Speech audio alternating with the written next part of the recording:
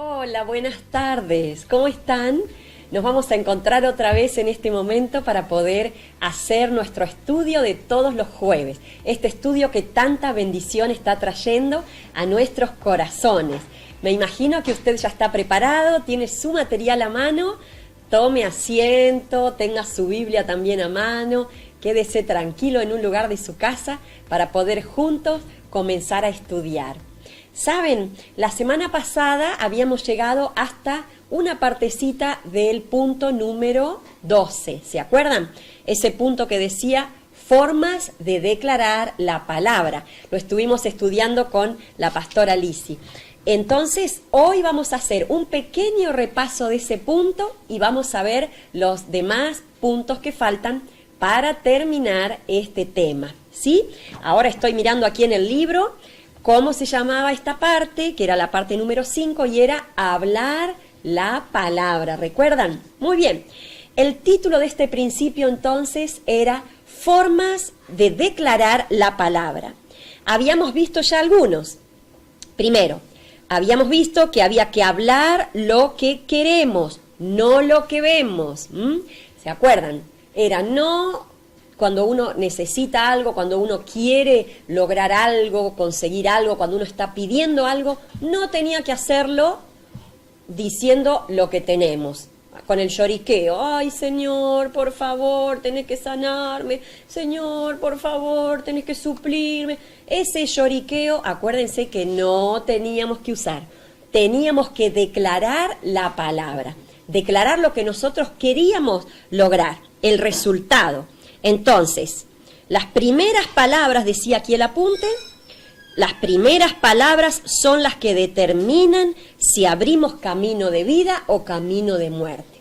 Si estamos declarando, uy, estoy pobre, no tengo esto, no tengo el otro, Señor, mira cómo estoy. No, nosotros declarábamos, directamente usábamos la Biblia, apropiábamos esos textos que tenemos de promesas y declaramos. Yo declaro que soy bendecido, yo declaro que toda escasez huye, yo declaro que retrocede todo miedo, yo declaro que el enemigo va a salir avergonzado en esta situación, yo declaro, siempre declarando victoria. Yo declaro que mis hijos van a ser bendecidos, declaro que mi familia va a estar en el camino del Señor, siempre declarando con nuestra boca lo que vamos a ver con nuestros ojos. Amén.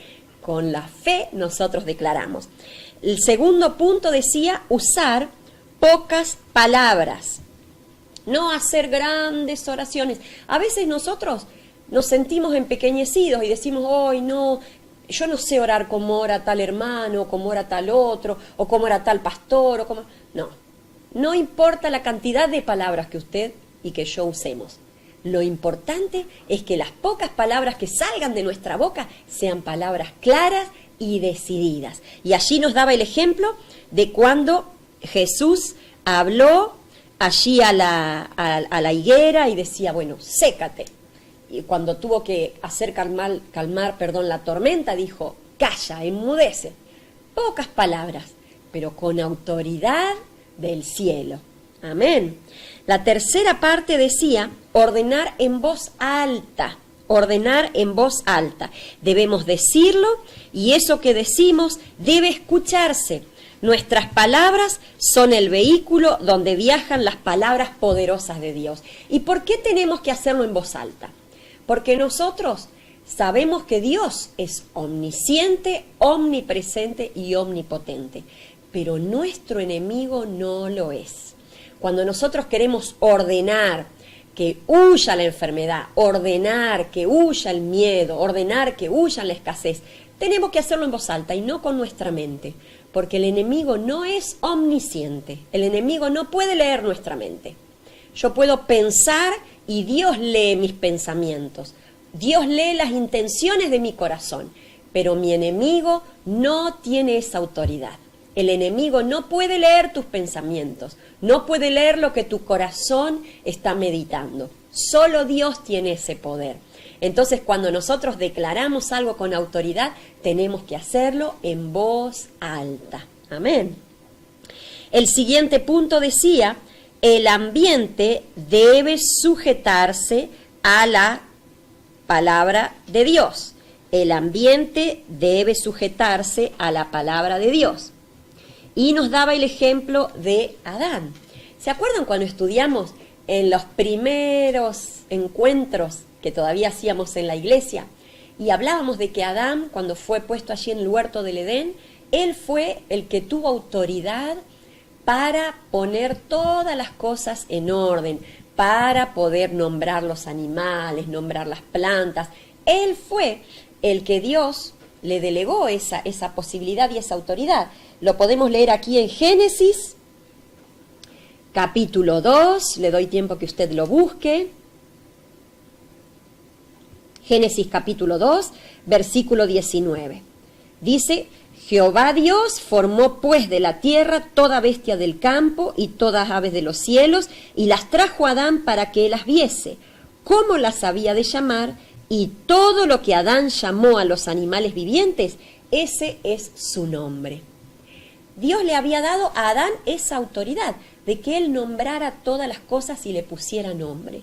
Pero dice la Biblia que después el enemigo entró, la serpiente vino, los convenció a Adán y a Eva de otra cosa, y ya Adán dejó de hablar la palabra de Dios.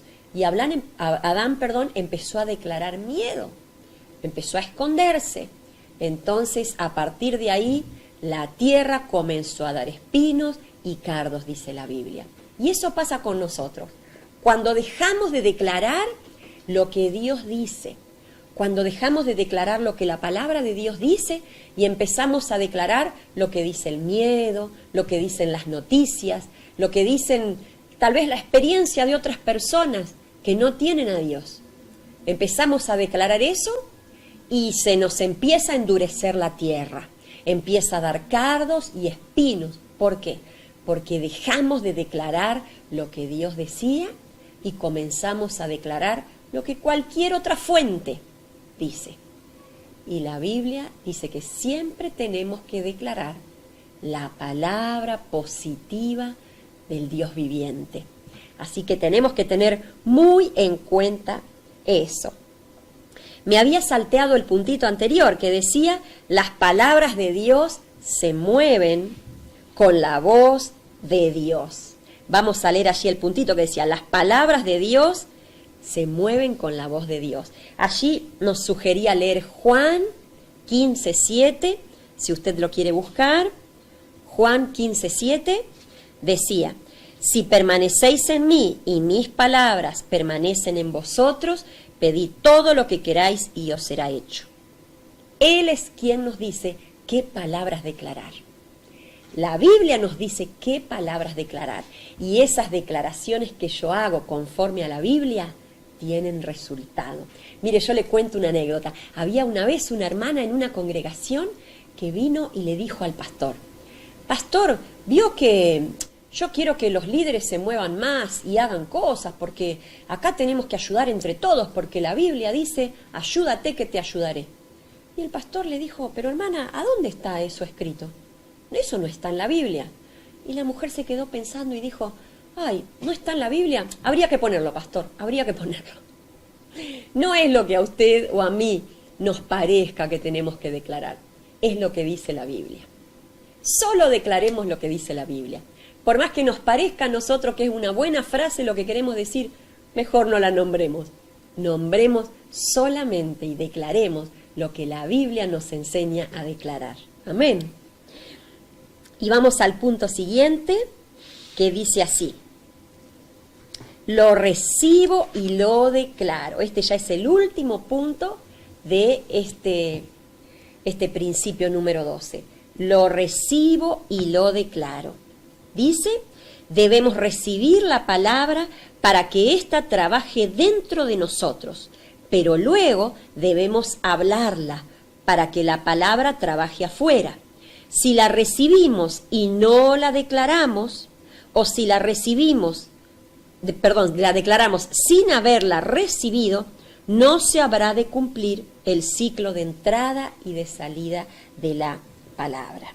Entonces, nosotros tenemos que recibir la palabra, pero declararla.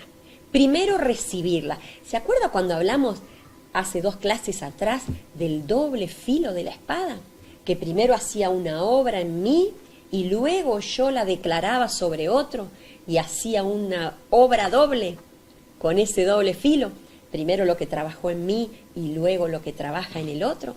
De esto se trata. Nosotros tenemos que recibirla primero y luego declararla.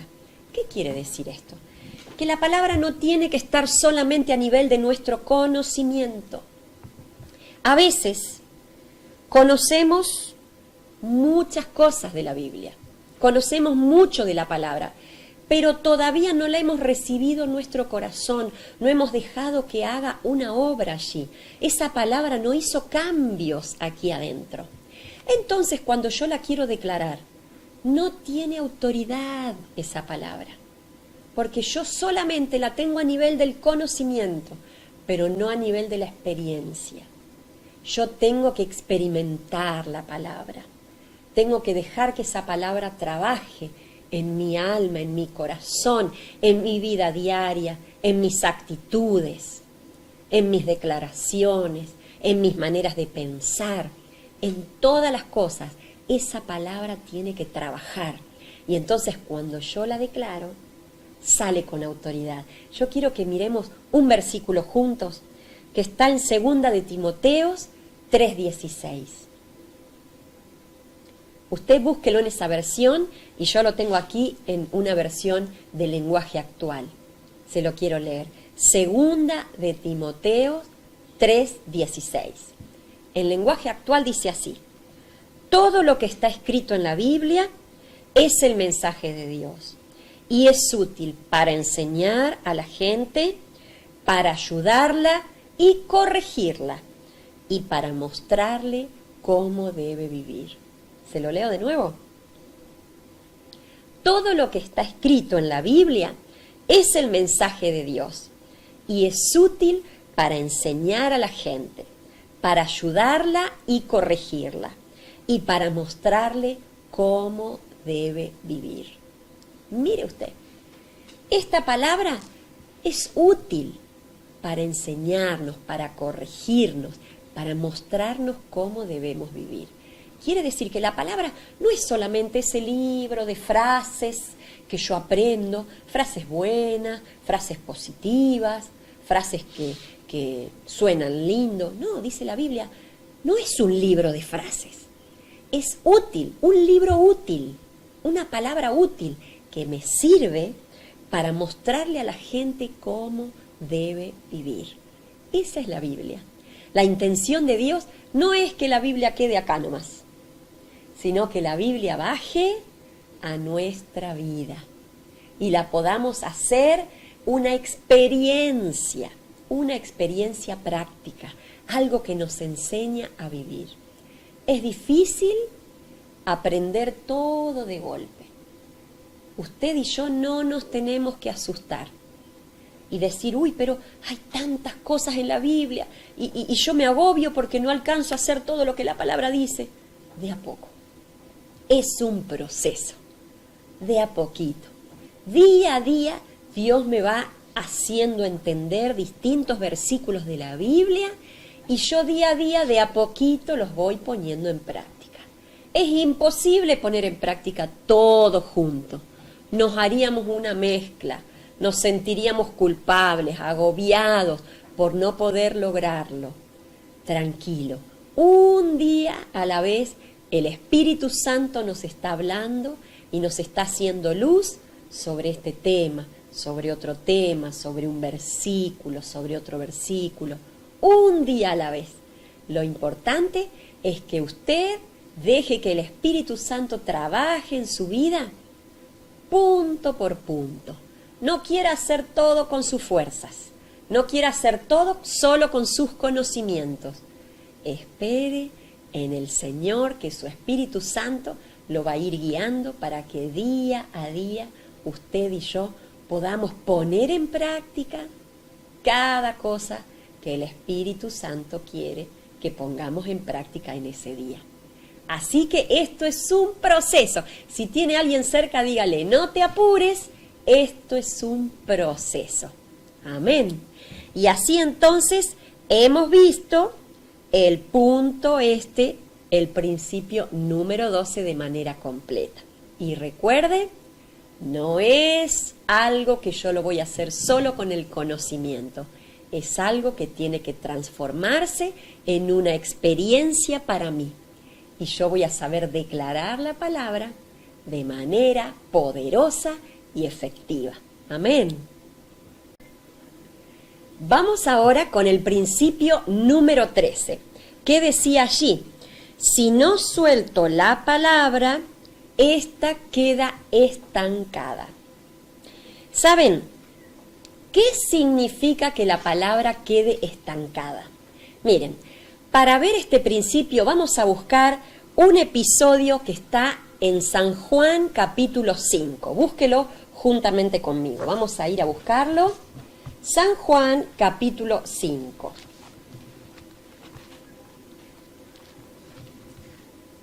Bien, ¿lo encontró? Dice allí, cuenta la Biblia, el episodio cuando había paralíticos, enfermos, distintas situaciones de enfermedades alrededor de un estanque y llega Jesús, ¿sí? Vamos a leer la primera parte que dice así: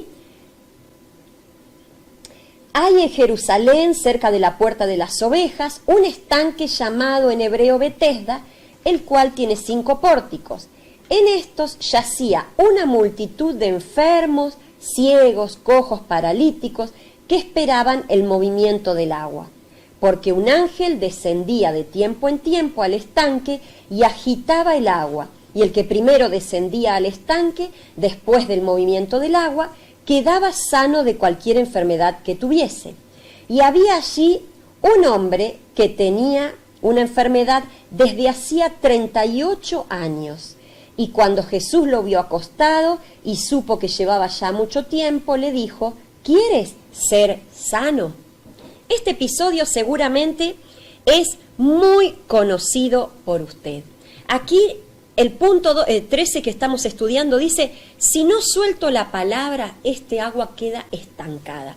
¿Qué significa? Miren, siempre que la palabra permanece quieta, que yo no la declaro, que yo no la pongo en práctica, que yo no la bajo del conocimiento a la experiencia, cuando queda solo en mi mente o en mis labios nada más como una repetición y no como una experiencia, la palabra queda estancada. Y acá la Biblia nos enseña que siempre que hay algo estancado, hay enfermos alrededor. Siempre que la palabra queda estancada, ¿qué quiere decir?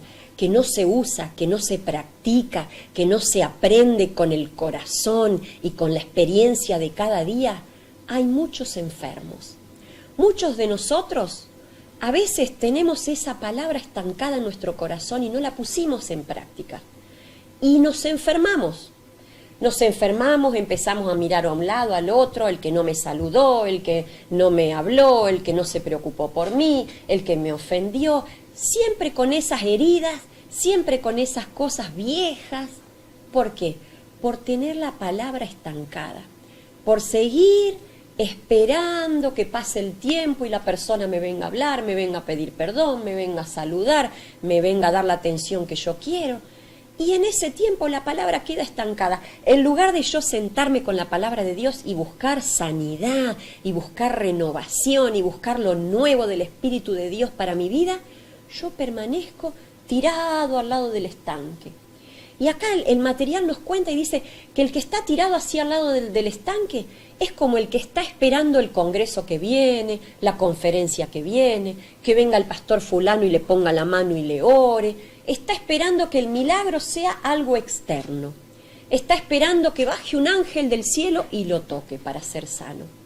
Y la Biblia dice que nosotros por la palabra tenemos que ser sanos, por poner en movimiento esa palabra, por declararla, por pedir al Espíritu Santo que venga y actúe con poder sobre nosotros a través de esa palabra.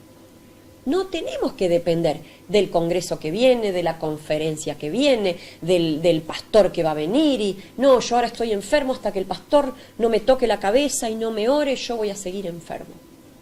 Eso pasó con este hombre. 38 años estuvo ahí postrado. Y Jesús hizo algo muy importante allí, en ese momento.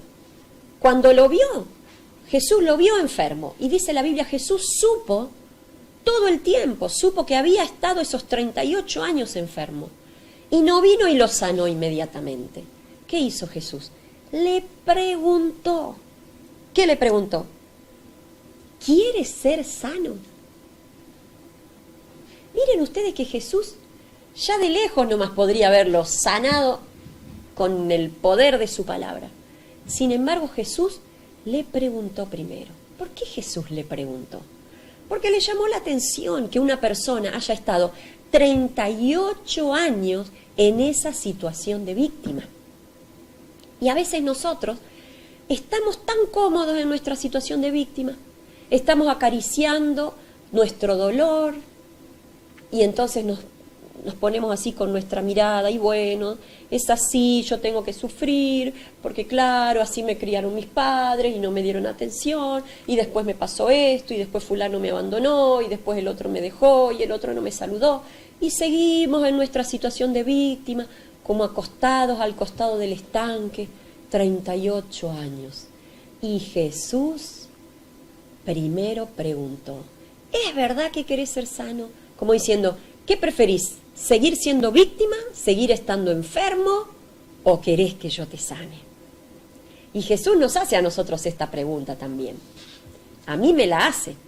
¿Querés ser sana o siempre querés estar acariciando ese dolor, acariciando esa tristeza, acariciando esa angustia, que a veces la usás como excusa?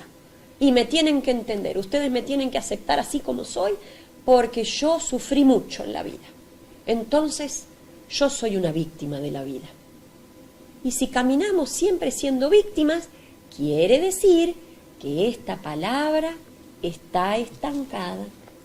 Esta palabra no se movió adentro nuestro, adentro de nuestro corazón. Solo la leímos, sí, el Señor Jesús, yo he venido para que tengan vida, la tengan en abundancia, sí, yo he venido, he llevado todas tus dolencias en la cruz del Calvario. Lo leemos, pero seguimos acostados al lado del estanque y no permitimos que esta palabra se mueva adentro de nuestro corazón. Entonces, volvamos a leerlo primero. Si no suelto la palabra, esta queda estancada. Y si la palabra queda estancada, muchos enfermos permanecen en esa situación por años. Pero si usted y yo escuchamos a Jesús en este momento, Jesús nos dice, ¿quieres ser sano? Y yo digo, sí, Señor, yo quiero ser sana. Quiero que esta palabra se mueva dentro de mi vida, haga su obra, tu Espíritu Santo trabaje con esta palabra dentro mío y yo pueda ser sana. Y entonces yo ya no voy a caminar más como una víctima de la vida. En estos días estamos escuchando en los medios de televisión, en todos lugares, personas que se victimizan por todo. Víctimas de esto, víctimas del otro, víctimas del otro. Pero son víctimas y tratan de hacer de esa victimización su fama. Pero no les interesa dejar de ser víctimas, porque pasan los años y uno los escucha en los medios otra vez con el mismo cuentito. ¿Qué quiere decir? Que les gustó ser víctimas y quieren seguir siendo víctimas para sacar provecho toda la vida. Pero vos y yo, con la palabra de Dios, tenemos la posibilidad de que su Espíritu Santo trabaje en nosotros, sane nuestras dolencias, ya sea físicas, espirituales, emocionales, y convirtámonos en personas sanas.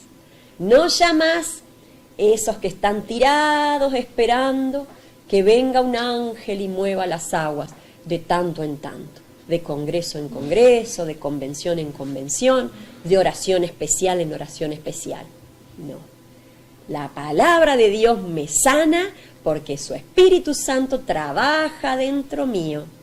Y la palabra entonces no quedó acá solamente, ni en la partecita más pequeñita de la punta de la lengua, sino que entró en mi corazón y su Espíritu Santo la está usando para trabajar adentro mío y hacer una obra.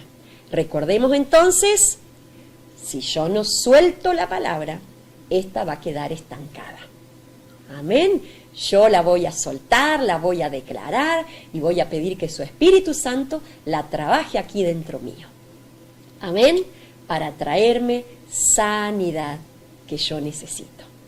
Y entonces en el futuro yo voy a hacer una bendición a mi familia, una bendición a mi iglesia, una bendición en mi comunidad, porque voy a ser una persona sana.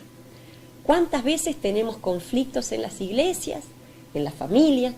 Porque las personas están tan heridas y siempre sale a relucir esa herida y siempre sale a relucir esa herida. Pero el Espíritu de Dios está aquí para traernos sanidad a través de su palabra. Amén. Amén. Y estamos ahora en el último punto, que es el principio número 14. ¿Qué dice este principio? La palabra ordena y limpia nuestra generación y las venideras. La palabra es para mí y para las generaciones futuras. Acá hay una cita bíblica que quiero que leamos juntos y dice así, el Salmo 119, 133. Búsquelo conmigo, le doy tiempo. Salmo 119, 133. A ver qué dice. Dice, ordena mis pasos con tu palabra y ninguna iniquidad se enseñoree de mí. Ordena mis pasos con tu palabra y no dejes que ninguna iniquidad se enseñoree de mí, se haga dueño de mí. La palabra iniquidad es una palabra que significa maldad, perversidad, abuso, injusticia. Aquí el salmista David dice, yo no quiero que ninguna cosa mala se enseñoree de mí, se haga dueño de mí. Ni la maldad, ni las injusticias, ni los abusos, ni las perversidades. La Biblia, siempre que aparece esta palabra, hace como un análisis o una referencia a cosas que a veces acontecen en nuestra familia en el tiempo presente, pero que fueron fundadas o fueron sembradas por nuestros antepasados. A veces hay vicios, como puede ser el alcoholismo, como puede ser el maltrato, o conductas destructivas, como puede ser la depresión, como puede ser las angustias, como puede ser el aislamiento. A veces esas conductas aparecen en nuestra generación, aparecen en el presente nuestro, pero fueron sembradas por nuestros antepasados. Son esas famosas herencias. O a veces usted no escuchó de una persona que es un poco retraída y capaz que tiene 15, 20 años, y usted habla con la familia y dice, ¿por qué ella es así? Se retrae, no quiere saludar. Y dice, no, porque ella es como la abuela fulana. Eso lo heredó de la abuela fulana. Y eso no es ninguna gloria. No es algo que nos traiga gozo, no es algo que nos tiene que dejar tranquilos o acostumbrados. Sin duda, si la abuela era una persona retraída y que no quería el contacto con las demás personas y que se mantenía aislada y no quería compartir, eso no es una buena actitud. Y tal vez eso es una iniquidad que se sembró en esa generación de la abuela y pasó al presente, a uno de los nietos. Entonces uno no tiene que normalizar esas cosas. Acá el salmista David dice, por favor, yo quiero que mediante tu palabra ordenes mis pasos y no dejes que ninguna de esas iniquidades anteriores se enseñoreen de mí, ni de mis hijos, ni de las generaciones futuras. ¿Qué le está pidiendo el salmista? Señor, por favor, cortá toda herencia, cortá toda iniquidad que venga de mis antepasados, cortá todo vicio. A veces, inexplicablemente, una persona comienza a tomar, comienza a darse al juego o a cualquier otro acto así como de adicción. Y a veces es inexplicable, pero ¿cómo puede ser mi hijo si no lo vio tomar al padre? No, nosotros en mi casa nunca tuvimos alcohol, ¿por qué? ¿Por qué pasa esto? Y a veces son iniquidades que vienen de generaciones anteriores. Pero en Cristo nosotros podemos cortar. La Biblia aquí nos enseña que el salmista David le pidió a Dios y le dijo: ordena mis pasos con tu palabra, ordena mis pasos, ordena toda mi familia con tu palabra, ordena mi generación con tu palabra. Y no dejes que ninguna de esas iniquidades, ninguna de esas cosas heredadas, ninguno de esos vicios de antes, ninguna de esas perversiones de antes, ninguna de esas cosas, tal vez maldades o injusticias que mi familia practicó antes, alguno de mis antepasados practicaron antes, no dejes, dice el salmista, que eso se haga dueño de mi familia en el día de hoy. No dejes que eso se haga dueño de mi vida en el día de hoy. No dejes, Padre, dice el salmista, que esas iniquidades se enseñoreen de mí, se hagan dueños de mí. En la Biblia encontramos la salida para todas las cosas. Su Espíritu Santo trabaja en nosotros, recordándonos lo que dice su palabra, y trabaja con poder adentro de nosotros, trabaja en nuestra familia, trabaja en nuestra generación y en las generaciones que van a venir. Pero es importante que usted y yo no tomemos esas cosas como normales, sino que nos plantemos en fe, pidamos auxilio del Espíritu Santo y le digamos, como dijo el salmista: con tu palabra ordena mis pasos y no dejes que ninguna de esas iniquidades que tal vez cometieron mis padres, cometieron mis antepasados, cometieron mis abuelos, cometieron tal vez hasta generaciones más arriba, no dejes que eso se enseñoree de mí, ni de mi generación, ni de mis hijos, ni de las generaciones que vienen. A veces vemos familias que los abuelos tuvieron problemas con la justicia, los padres problemas con la justicia, los hijos problemas con la justicia y aún los nietos problemas con la justicia. Todos terminaron envueltos, involucrados de una manera u otra con atentar contra la ley, contra la propiedad ajena, contra la vida de otros. Esas son iniquidades que hay que cortar. Hay que pedir el auxilio del Espíritu Santo y, como dijo el salmista, no dejes que esas iniquidades, si usted identifica que en su familia, en sus hijos, en su generación o tal vez en las generaciones que vienen después de usted, hay iniquidades, el Espíritu Santo en este momento está haciendo luz en el corazón de ustedes y está diciendo: claro, esto es lo que está pasando en mi familia. Antes mi hijo no tomaba y ahora está tomando. Antes mi hijo no robaba y ahora está robando. Antes está... ¿Qué está pasando? Bueno, aquí la palabra dice que estas iniquidades pueden ser ordenadas con la palabra de Dios. Su Espíritu Santo, si usted pide ayuda, si yo pido ayuda, puede venir en nuestro auxilio, ordenar, cortar esas iniquidades en el nombre de Jesús, y que su familia, su generación y las generaciones que vienen sean libres de esas iniquidades. Si existieron antes, eso fue antes, pero en el nombre de Jesús, usted y yo podemos vivir una nueva vida. Nosotros, nuestra familia y las generaciones que vienen en adelante. Amén. La palabra entonces es para mí y para las generaciones futuras. Esa palabra que nos limpia a nosotros va a limpiar también por su Espíritu Santo, por el poder de su Espíritu Santo, va a limpiar las generaciones que vienen. ¿Qué le parece?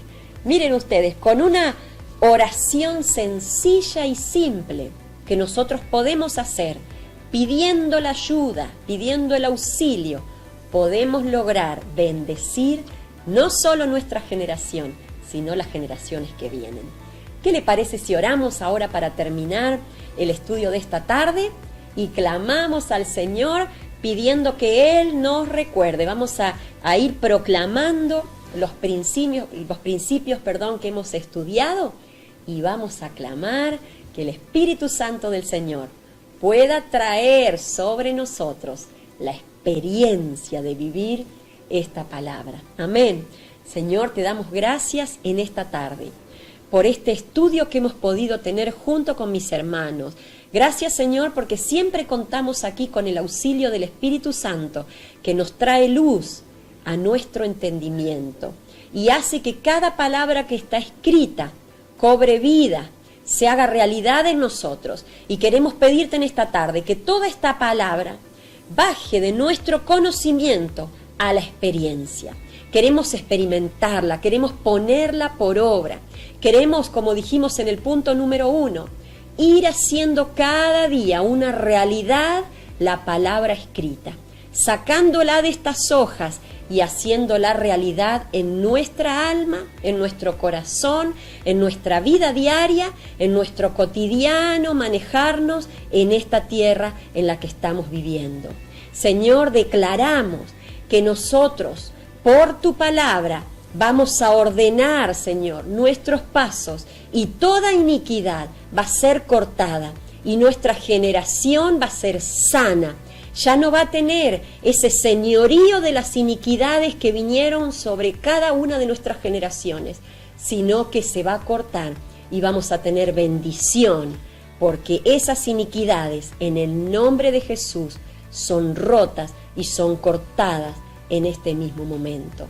Señor, declaramos que nosotros no vamos a ser como ese enfermo que estuvo 38 años allí acostado, siendo víctima de esa enfermedad, sino que tú viniste y nos dijiste, ¿quieres ser sano? Y nosotros en esta tarde decimos, sí, quiero ser sano, quiero que tu palabra traiga esa sanidad, quiero que tu Espíritu Santo siga obrando en nuestros corazones y de aquí en más, ya no quiero ser esa víctima que siempre estaba planteando su problema, su angustia, lo que le había pasado en la vida, sino que voy a declarar de ahora en adelante, yo soy una persona sana porque Jesús me ha sanado.